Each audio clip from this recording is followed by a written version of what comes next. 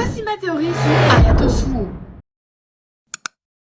Déjà, il vient d'une famille de riches, c'est pas possible autrement, le mec est beaucoup trop bien éduqué, la manière dont il se tient me met aussi beaucoup en alerte, et je pense que du coup, il vient d'une famille de riches. De deux, son éducation a été extrêmement dure. Je pense qu'un jour, Suo a dû commettre un impair, et comme je le dis toujours, dans Windbreaker, tous les personnages sont faits en miroir.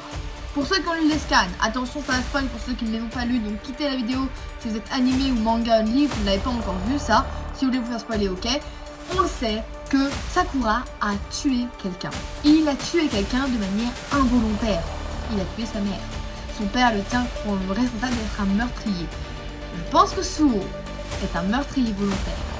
Et que c'est pour ça que son père lui a fait mal à l'œil. Et quand je dis fait mal, on se doute de ce qu'il lui a fait. Donc je pense que c'est pour ça que Suo a fui sa famille, c'est qu'il a subi un abus de la part de son père. Il se retrouvait tout seul à la rue, fils d'une grande famille, à devoir changer de nom, etc. Troisième chose, le maître de Suo n'est autre que le premier chef des Windbreakers qu'on a vu dans le tome 13. Je suis sûre de moi en disant ça, on n'a toujours pas vu son visage, alors qu'on a eu tout un flashback pour le découvrir, et je pense que ce chef va revenir vers Furin en leur expliquant que l'heure est grave et que s'ils veulent sauver Suo, ils n'ont pas beaucoup de temps. Je pense que le chef va du coup entraîner Sakura, car on l'a vu dans le chapitre 2 et c'était sous nos yeux, et c'est pour ça que je dis que Satoru est peut-être le prochain Isayama. Tout simplement, on a eu un dragon et un tigre qui se battent sur le tableau dès le premier épisode. Les gars, on avait tous les indices devant les yeux, on l'a pas vu.